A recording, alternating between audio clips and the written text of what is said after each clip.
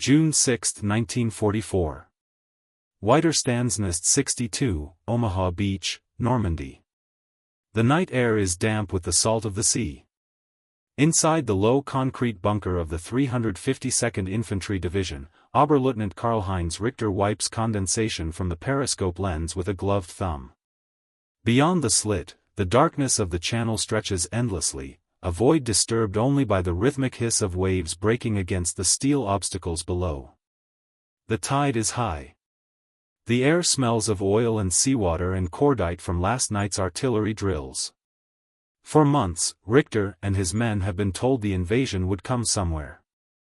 Every morning they've awakened to the same orders: watch the sea, report any movement, and wait. Always wait. The Atlantic Wall was supposed to make France impenetrable. Endless bunkers, interlocking machine gun nests, mortars, and concrete casemates, all built for this very day. But even as he leans into the periscope, Richter senses something different in the air tonight. At 1 o'clock hours, he hears the first distant rumble. Not thunder. Not artillery. The kind of sound that lives beneath the earth, rising through steel and bone, the low growl of engines rolling across water. He stiffens. Around him, a dozen men stir from their positions. Gefreiter Muller, the youngest of the lot, pushes his helmet back and listens. "Panzer?" he asks. Richter doesn't answer. His gaze stays fixed through the narrow view. On the horizon, faint glimmers pulse like heat lightning. Then, flash. Another. Then hundreds. For a heartbeat, he doesn't understand what he's seeing. The channel is alive. Tracers arc through the air like fiery comets. Naval guns from ships beyond the horizon erupt, sending shells screaming overhead. The first explosions tear into the cliffs to their left, shaking the concrete bunker like an earthquake. Dust and pebbles rain from the ceiling. Someone shouts, "Deckung! Take cover," and men dive to the floor. Richter grabs the field telephone. Führerüberfall. Artillery barrage from the sea. His voice cuts through the static. "Confirm identity, are these our ships?" The response crackles back, panicked and uncertain. "Negative. These are enemy vessels. The invasion has begun." For a second, time seems to freeze. The word invasion echoes in the bunker, bouncing between the walls, sinking into the men's faces. Muller's lips part soundlessly. Feldwebel Weber crosses himself. Richter forces himself to breathe. "All positions, prepare for engagement," he barks. "Machine guns ready. Ammunition belts full. You know your targets. They're coming." The bunker's observation slit turns white with another explosion. Outside, the Atlantic is a cauldron of light and thunder. Dozens, no, hundreds, of landing craft dot the waves, crawling toward the shore like black insects. The naval bombardment intensifies, pulverizing trenches, barbed wire, and minefields. Richter's radio crackles again. "All units along Sector Dog, enemy assault force approaching the beach. Reinforcements requested immediately." But there are no reinforcements. The men of the 352nd are on their own. He can already see the first waves of Allied landing craft, small gray silhouettes closing fast. The tide carries them closer, row after row, each packed with soldiers. Through his binoculars, Richter glimpses flashes of helmets, rifles, and flags fluttering under the smoke. "Open fire," he says quietly. The MG-42s scream to life, their barrels flashing through the gun slits. Empty casings clatter across the concrete floor. The noise is deafening, steel against sea, man against the tide of history. Outside, chaos unfolds. Explosions rip through the surf, tossing men and boats into the air. The smell of gunpowder and burning fuel mixes with the salt spray that blows through the narrow firing ports. Muller yells over the roar, "They just keep coming." Richter's face is stone. He grips the periscope handle so tightly his knuckles pale. He's trained for years for this moment, yet the sheer scale of what he's seeing, the number of ships, the endless rows of men, it's beyond comprehension. Hold your fire until they reach the wire, he orders. Make every bullet count. Over the din, the deep bass of naval artillery continues to hammer the coastline. Every impact sends shockwaves through the bunker. The ceiling shudders. A section of the wall cracks, dust puffing from its seams. Somewhere outside, a screaming shell slams into a neighboring position, Widerstandsnest 61. Through the periscope, Richter sees the plume of smoke and flame where it once stood. Then, faintly, the distant sound of aircraft joins the storm. Bombers. The sky above the beaches glows faintly orange. Richter lowers the periscope and turns to his men. "Gentlemen," he says, voice steady but cold. "This is it. This is the day." The men glance at him, wide-eyed, waiting for something, orders, comfort, anything. He simply nods toward the firing ports. No one retreats. We hold until the last round. Outside, dawn begins to creep over the horizon. The first light of June 6 spreads across the churning water, revealing the full horror unfolding below. The invasion of Europe has begun. Inside the bunker, the men of the 352nd brace for what's coming. 6:10 hours. Omaha Beach, Sector Dog Green. The first boats scrape against the sand. A gray mist hangs over the surf, but even through it, the Allied soldiers can be seen spilling into the water, silhouettes of men stumbling under packs twice their size, rifles clutched high above their heads. The sea around them boils with bullets. Every wave that crashes ashore carries blood back out to sea. Oberleutnant Karl-Heinz Richter peers through the periscope again. The lenses are smeared with soot and sea spray, but what he sees freezes him. The first line of landing craft has been shattered, some burning, others broken apart by mines. Men wade forward anyway, climbing over wreckage, shouting through the roar. They're fearless, or desperate. MGs, adjust fire. Aim lower, he orders. They're reaching the wire. The gunners shift their barrels. The MG-42s rip the morning apart with their shrill metallic scream. Every 5 seconds, they must swap the barrels before they melt from the heat. Muller slaps a fresh belt of ammunition into place, his hands trembling. "Sir, there's too many," he yells over the noise. "I see them." Richter shouts back. The killing zone is alive, explosions, tracer fire, the thunder of naval guns still hammering the cliffs. Allied engineers push forward through the chaos, dragging Bangalore torpedoes to clear wire obstacles. Some are cut down before they reach them, others manage to detonate their charges. Huge plumes of sand and smoke leap skyward as the wire disappears. One breach. Then another. Richter's stomach knots. They're breaking through already. He grabs the field phone. "Command, this is WN 62. The enemy has breached the first line of wire. Requesting artillery support immediately." Static answers him. Then a faint voice, "All batteries engaged.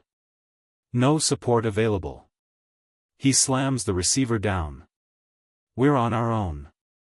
Behind him, Feldwebel Weber is working the rangefinder for the mortar. Elevation 40 degrees, fire. The mortar thumps, sending its shell arching into the smoke. A dull explosion follows seconds later. But for every enemy man down, 2 more seem to rise from the waves. Outside, the beach is chaos incarnate. Landing craft crash into one another in the shallows. Wounded men crawl toward the dunes, dragging themselves through blood and sand. Tanks designed for the assault, swimming Shermans, are burning wrecks, their flotation screens shredded by the surf. And yet the Allies keep coming. Richter lowers his binoculars and turns to Muller. "You see those?" he says, pointing toward a stretch of the beach where dozens of soldiers are huddled behind a wrecked craft. They're organizing. Their officers are getting them forward. Muller reloads. What do we do? Richter hesitates. Every fiber of his training screams to hold the line, to obey the order, defend to the last man. But he knows the weight of the fire against them is only increasing. Already, enemy mortars are landing closer, splintering the earth around the bunker's embrasures. Keep firing, he says finally. We make them pay for every meter.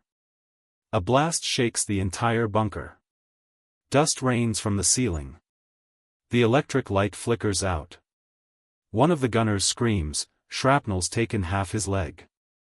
Weber drags him aside, tying a field dressing while the others keep firing through the chaos. Richter picks up the binoculars again. The smoke is thick now, but through it, he catches a glimpse of something massive emerging from the haze offshore, an Allied destroyer, pivoting its guns toward the cliffs. He barely has time to react. The ground heaves. The first shell slams into the slope above the bunker, showering it in debris. Another lands closer. The next one hits home. The world goes white. When Richter's vision returns, he's on the floor, his ears ringing. The air stinks of burned insulation and cordite. The radio is a tangled mess of wires. Muller is shouting, though it's just muffled noise through the ringing in his head. The MG-42 on the right flank is gone, nothing but twisted metal. Status. Richter croaks. Weber coughs, blood on his lips. Roof's cracked. Rear entrance gone. We're trapped in here. Another shell hits nearby, sending a tremor through the bunker. The concrete groans like a wounded animal. Richter wipes soot from his face and staggers to the observation slit. Through the haze, he sees the unthinkable. The Americans are reaching the sea wall. Some are taking cover, some are returning fire with rifles and bars. Behind them, more men pour out of the waves, finding strength in sheer numbers. The tide of war has reached his doorstep. He speaks into the broken radio again, voice shaking. This is WN-62, enemy infantry on the beach. I repeat, enemy on the beach. We're under heavy bombardment. No answer. Only static. He slams the handset down and looks at his men. We fight from here, he says. We hold until they overrun us. No one surrenders. The men nod, their faces pale but resolute. Muller reloads the last belt into the gun. Weber checks the remaining mortar shells, 3 left. Outside, through the drifting smoke, the rising sun glints on hundreds of helmets pushing inland. The invasion of Normandy is no longer something they feared. It's happening right in front of them. 7:20 hours. The cliffs above Omaha Beach. Oberleutnant Karl-Heinz Richter can barely hear his own voice over the roar outside. The bunker feels alive with vibration, each explosion pounding through the concrete walls, shaking the air from their lungs. The floor is slick with dust, oil, and blood. The smell is thick, cordite, seawater, sweat, and the faint, acrid sting of burning metal. Mortar, ready. Weber yells. Fire. Richter orders. The mortar coughs again, the recoil thumping against the cracked concrete floor.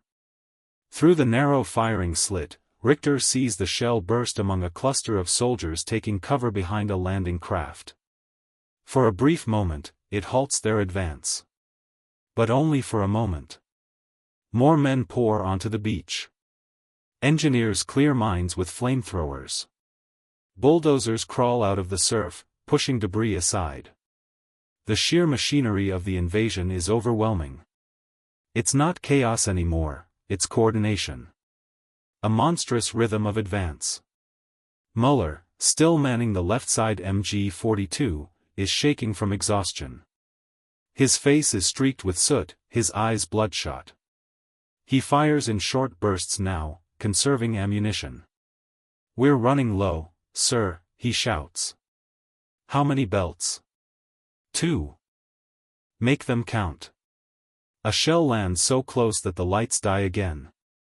The blast deafens them, and a section of the ceiling caves in. Concrete dust swirls like fog.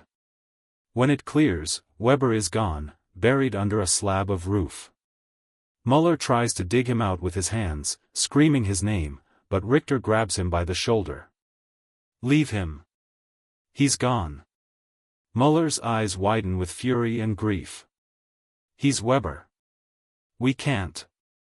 We don't have time. Richter snaps. Another blast punctuates the order, sealing the argument. The radio sparks uselessly, the wires melted. They're cut off completely now. Outside, the enemy is closing the distance. Through the periscope, Richter sees small groups of American soldiers reaching the shingle bank and crawling toward the cliffs. He can even make out their insignia, 1st Infantry Division, the big red one. They're using smoke grenades for cover, moving with discipline. He knows these aren't green troops, they're veterans. Richter's mind races. Every doctrine, every tactical manual from his academy days flashes through his head. Defend the high ground. Maintain interlocking fields of fire. Conserve ammunition. But theory doesn't survive contact with this kind of reality. The Atlantic Wall, the proud defensive line of Europe, is being chewed apart before his eyes. He ducks back behind the firing slit just as another naval shell lands. The entire front wall shakes violently. Chunks of concrete fall inward, and one of the gunners is struck in the head. He drops instantly, helmet rolling away into the debris. Sir! Muller shouts, pointing through the slit. They're scaling the slope. Richter looks. He sees them, tiny figures moving up the cliffside, bayonets flashing in the sunlight. They're using ropes, ladders, anything they can find. Others are laying down suppressing fire from the beach below. Grenades. Richter barks. Muller grabs a stick grenade, pulls the cord, and tosses it through the slit. A moment later, an explosion thunders outside, scattering dirt and bodies. But for every man that falls, 3 more replace him. Another. Richter yells. He reaches for his own grenade, but before he can pull the cord, another blast rocks the bunker. The entire rear wall fractures this time, a fissure splitting down from the ceiling. Light floods in where solid concrete once stood. Muller turns, terrified. They've hit the back. Defensive positions. Richter shouts. Cover the breach. They pivot, repositioning the MG-42 toward the hole. Dust clouds fill the room. In the distance, through the smoke, voices echo, English voices. The enemy is close. Sir, they're coming around behind us. Hold your ground. The first grenades roll into the bunker entrance. Richter barely has time to throw himself down. The explosions rip through the confined space. Shrapnel sprays across the walls. Muller cries out, his shoulder shredded by fragments. The MG-42 lies silent now, its barrel warped, its belt empty. Richter crawls across the floor, dragging Muller behind a shattered ammo crate. The room is half-lit by flames now, the air thick with smoke. He checks his Luger, only 6 rounds left. Through the crack in the wall, he sees them, American infantry in brown uniforms, advancing cautiously with rifles raised. The first shadow crosses the threshold, and Richter fires. The figure drops instantly. Another takes his place. They're being overrun. Muller groans beside him, clutching his wound. Sir, we can't stop them. Richter grips his pistol tighter. We hold until the last round, he mutters. He fires again. Another burst. Then a click, empty. Silence, broken only by the low rumble of distant guns and the hiss of fire eating through the bunker's wiring. The walls that once felt like an unbreakable fortress now feel like a tomb. For a long moment, Richter stares at the cracked ceiling, smoke swirling overhead. This is how it ends, he thinks. Not with glory, but with dust and noise and the smell of defeat. Outside, voices grow louder.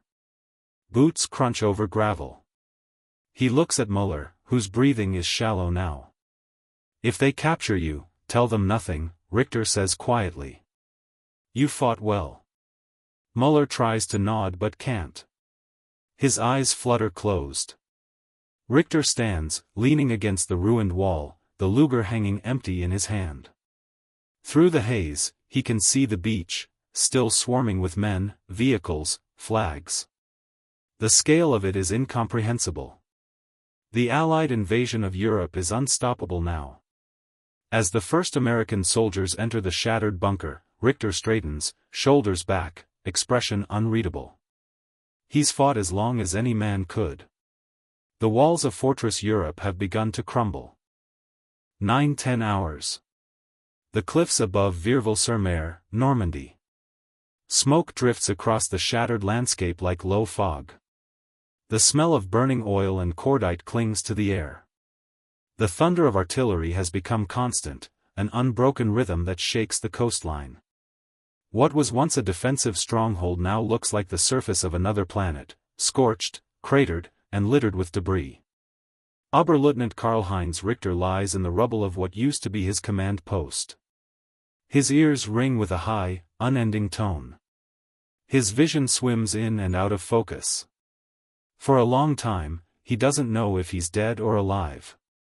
Then a cold gust rolls through the shattered bunker, and instinct returns. He's alive. Barely. The concrete above him has split open, letting daylight pour through the jagged hole. Dust sparkles in the beam like falling ash.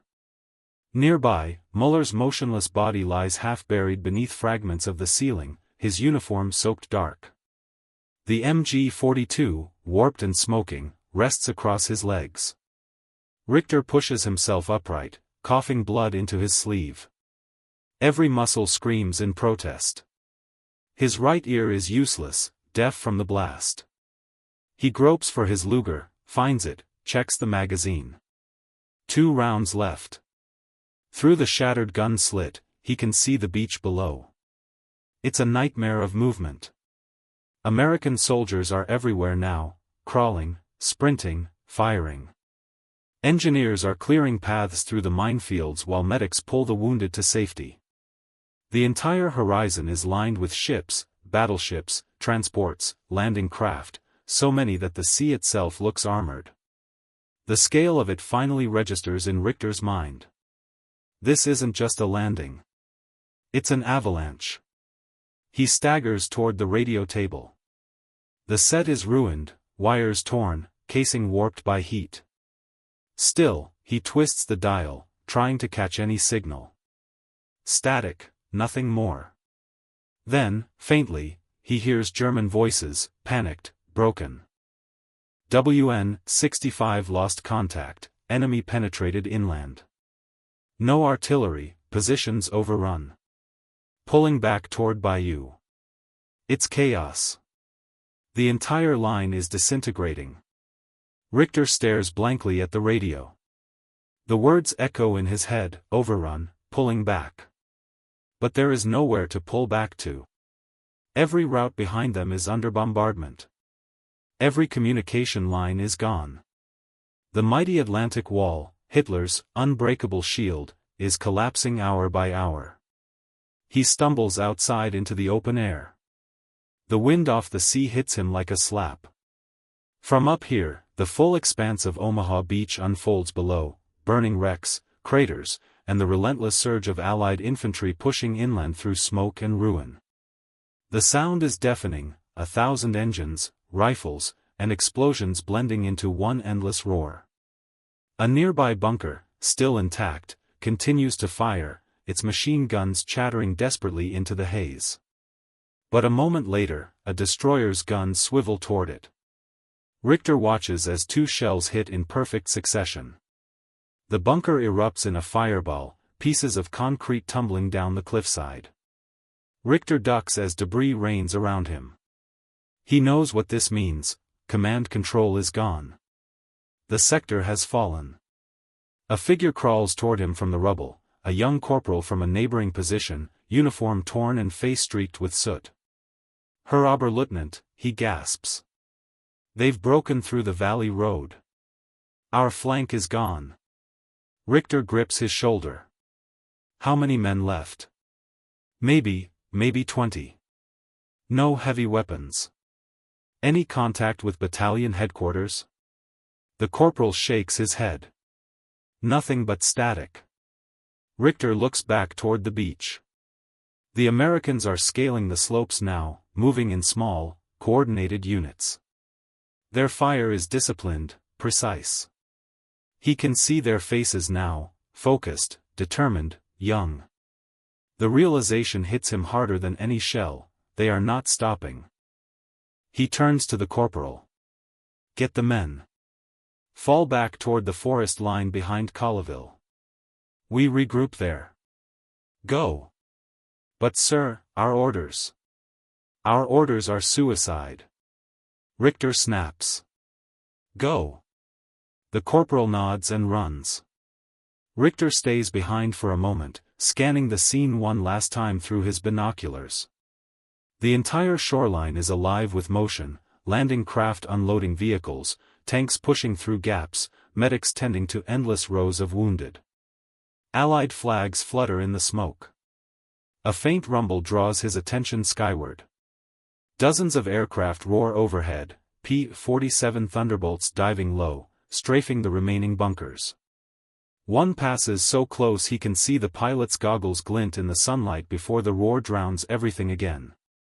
Richter dives for cover as the cliff explodes behind him.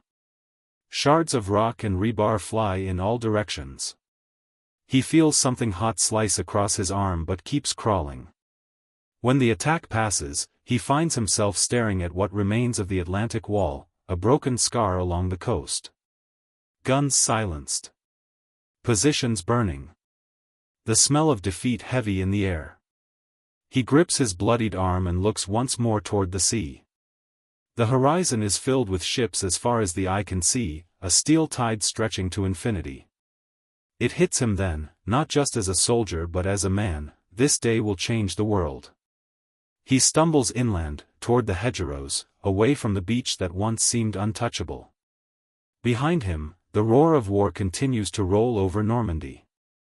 And somewhere deep inside, Richter feels it: the empire he's fought for, the Reich that promised 1,000 years, has just begun to die. 10-15 hours. Inland from Colleville-sur-Mer, Normandy. The fields behind the cliffs are unrecognizable. Smoke drifts between the hedgerows, curling through the morning light like the ghosts of the dead.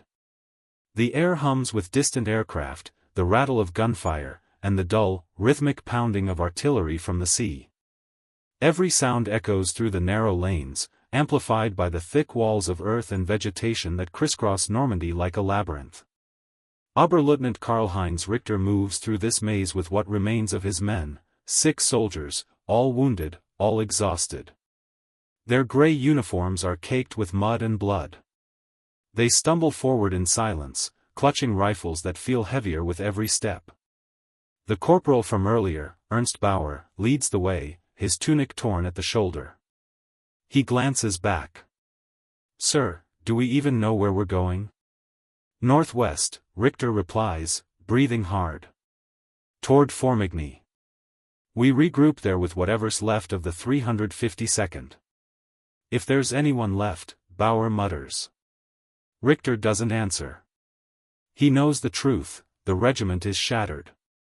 Communications collapsed hours ago, artillery units silenced, command bunkers destroyed. The mighty coastal defense divisions, so confident and proud, are now scattered remnants hiding in ditches. They move cautiously along a sunken lane. The hedgerows rise higher than their heads, thick with roots and vines. Birds scatter as they pass. Every few seconds, Richter raises his binoculars, scanning the ridges. The enemy could be anywhere now: American paratroopers, infantry, scouts. A crack of rifle fire rips through the stillness. One of the men cries out and collapses, clutching his thigh. The others dive into the ditch, weapons raised. Sniper! Bauer shouts. Richter signals for silence. The group waits, breathless. Another shot, this one kicks dirt beside his boot. The direction is clear now, from the tree lean ahead. Smoke grenades, Richter orders. Bauer pulls the pin on a canister and hurls it forward. Thick white smoke billows out, crawling through the hedgerow. Under its cover, the Germans drag their wounded comrade into a nearby hollow. The man groans in agony. Hold still, Bauer mutters, wrapping a field dressing around the leg. Richter peers through the smoke. He can see vague shapes moving, silhouettes in unfamiliar helmets. He knows that gait, the gear, Americans. Probably scouts from the 1st Division. He whispers, "Don't fire. Let them pass." The Americans move cautiously, rifles sweeping the lane. One kneels, checking for footprints in the mud. For a heartbeat, Richter thinks they'll be discovered. But then a distant shout draws their attention. The patrol moves off toward the sound. The Germans exhale as one. "We can't stay here," Bauer says. Richter nods. "We move through the orchards. Stay low." They skirt the lane, slipping between trees heavy with blossoms and ash. The sun has fully risen now, revealing the full ruin of Normandy, farmhouses burning, fields churned into craters, livestock wandering aimlessly. The invasion has consumed everything. As they cross a small ridge, they come upon another group, German soldiers from a neighboring sector. Their faces are ghostly white with dust, their helmets dented, eyes hollow. A Feldwebel raises his hand weakly. "Richter," he croaks. "You're alive." "Barely," Richter answers. "Where's your command post?" "Gone. Bombed out at dawn. We tried to hold the crossroads, but the Yanks pushed straight through. They've got armor coming inland already, Shermans. Whole columns of them." Richter stares at him, disbelief mixing with exhaustion. "Already?" "Jol. They're moving fast. Faster than we ever thought." The two men stand there for a moment, surrounded by the wreckage of an army that no longer exists. Somewhere in the distance, a tank engine growls, followed by the crack of cannon fire. Richter knows the truth he's been avoiding all morning: this fight is lost. Normandy will fall, and with it, the western flank of the Reich. Still, duty is a hard thing to abandon. He looks at his men. "We fall back toward Treviers. There's a ridge there, we can regroup and set up a defensive line. Maybe slow them down." Bauer gives a hollow laugh. "Slow them down? With what, sir? We've barely got 10 rifles and no ammunition." Richter's gaze hardens. "Then we use what we have. Every hour we hold them is another hour for our comrades inland." He starts walking again, the weight of his pistol pressing against his side, each step slower than the last. As they move deeper into the countryside, the sounds of war fade into a distant thunder. For the first time since dawn, Richter feels the enormity of what's happened. The invasion he'd feared for years is no longer a rumor or a plan, it's a reality reshaping the world in front of him. He looks back once more toward the coast. In the distance, faint columns of smoke rise into the sky, marking where the Atlantic Wall once stood. Bauer notices him watching. "Do you think they'll reach Paris?" he asks quietly. Richter doesn't answer right away. His jaw tightens. "If we can't stop them here," he says at last, "they'll go wherever they want." The men continue trudging through the mud, silent, their boots heavy with defeat. Above them, the distant drone of Allied aircraft grows louder again. The war, it seems, is following them inland. And as the sun climbs over Normandy, Oberleutnant Karl-Heinz Richter realizes the unthinkable truth: D-Day is not just the beginning of a battle. It is the beginning of the end. Evening, June 6, 1944, the outskirts of Treviers, Normandy. The sun sinks low over the fields, casting long, broken shadows across the hedgerows. The thunder of guns has dulled to a constant rumble in the distance, like a storm that refuses to pass. The once green countryside of Normandy now lies scarred, trees splintered, farmhouses burning, the air thick with smoke and the faint metallic taste of blood. Oberleutnant Karl-Heinz Richter limps along the edge of a dirt road with the last of his company. 5 men remain, what was once a platoon of 30. Their boots drag in the mud, uniforms tattered, faces blackened by smoke and exhaustion. Not one of them has eaten since the night before. Not one speaks.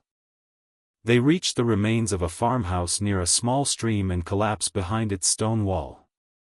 The roof is gone, the courtyard cratered. The air smells of gunpowder and rotting hay. Richter slides down the wall, resting his head against the cold stone. His right arm throbs where shrapnel sliced through it earlier. Blood has dried stiff along his sleeve. He doesn't bother tending it anymore. Bauer, his young corporal, crouches beside him. "We're completely cut off," he says quietly. "No radio. No ammunition. And the Americans are everywhere." Richter looks toward the west, where the horizon glows faintly red from the fires along Omaha Beach. "They've secured the coast," he murmurs. "They'll bring in armor, supplies, reinforcements. We won't stop that now." For a moment, the only sound is the wind through the hedges and the distant thud of artillery. A single German truck burns on the road nearby, its tires melted into the dirt. Bauer wipes sweat and grime from his face. "Sir, what do we do?" Richter doesn't answer right away. He stares at his trembling hands, the same hands that had loaded rifles and maps and compasses for years, believing the Atlantic Wall was unbreakable. Believing the Reich could hold forever. Now, all of it feels like an illusion. "We survive," he says finally. "We regroup when night falls. If we can find what's left of the division, we keep fighting." Bauer studies him. "And if there's nothing left to fight with?" Richter's jaw tightens. "Then we keep moving. East, if we have to. Back to St. Lo. There must be a line forming somewhere." The younger men nod wearily, clinging to orders the way drowning men cling to driftwood. It's all they have left, obedience, routine, something to keep the fear at bay. As the sun disappears completely, the sky turns to smoke-gray twilight. Fireflies glimmer weakly in the fields, mingling with the sparks of burning wrecks. Somewhere nearby, a cow moans in the dark. Richter rises, wincing, and peers over the stone wall. Through the trees, he can see the faint movement of men, American patrols sweeping the roads, their helmets glinting in the moonlight. They move quietly, efficiently. He whispers to Bauer, "They're consolidating already. They move like they've done this before." Bauer frowns. "Maybe they have." Richter nods. "In Africa. In Italy. They learned with blood." The irony is not lost on him. The German army once prided itself on discipline, precision, and efficiency. But now, on this long evening in Normandy, those same traits belong to the men advancing against them. He lowers himself back behind the wall. His eyes wander toward the stars now faintly visible through the drifting haze. For the first time in years, he feels the weight of inevitability, the understanding that the war cannot be won, that the tide has finally turned. Still, the soldier in him refuses surrender. He takes out his notebook, a small, battered leather-bound journal. Inside are scribbled coordinates, duty rosters, and orders. But tonight, he turns to a blank page. His hand trembles as he writes. June 6, 1944. The invasion has come. We fought until our guns melted. The Atlantic Wall is broken.